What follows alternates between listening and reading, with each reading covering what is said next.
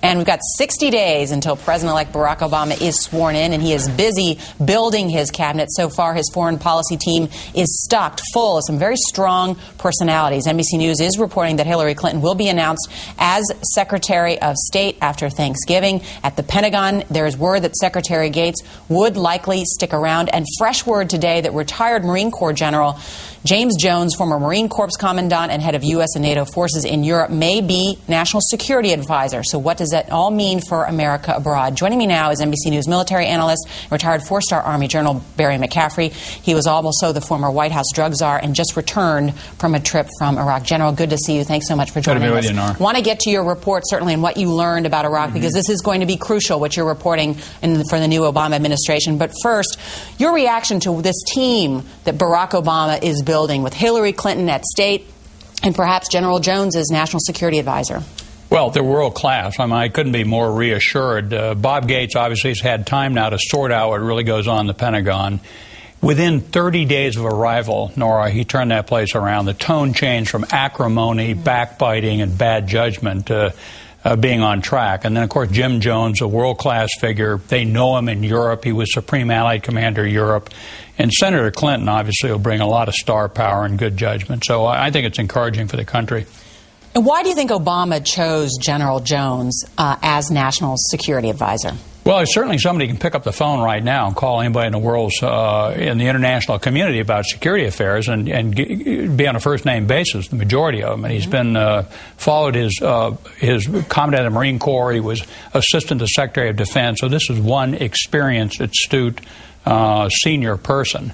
And I think he'd be capable of brokering, of making sure that the president and his team get the options in front of them. Yeah. You know, it's interesting as I was reading about a little bit more about General Jones today, it's too that, you know, I was reminded that in the recent Bob Woodward book, he called the Iraq War a debacle and had some choice words about how this Iraq War was run. You just came back from Iraq. Tell us what you were reporting. Well, it's good news. You know, I tell people, since I'm not running for public office and I'm not in office, I can be sort of blunt on my assessment. My guess is it's beyond the tipping point going in the right direction. My gut instinct is we'll be able to get out of there in the next 3 years. I put that as an arbitrary figure, leaving an Iraqi security force and an operational Iraqi political system. Now, I offer in the report, which your viewers can go check out themselves, some caveats, and they're starting with this SOFA, the document that midnight on the 31st of December, we either have a new legal agreement or we start withdrawing from Iraq. This is the Security Forces Agreement. Yeah, and the Iraqis got to sign that. They got to validate it, and so does U.S. Congress now. They're involved in it.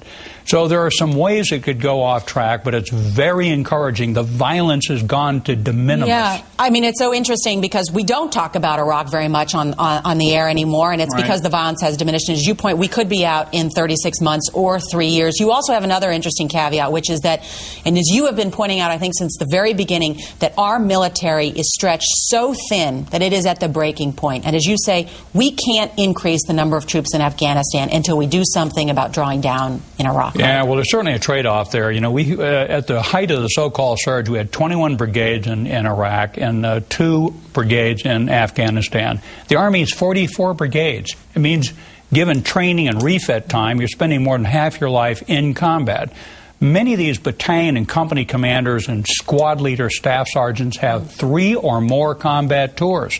36,000 killed and wounded. This is a real war. The Army should have been expanded by 200,000 people and the Marines by 25,000.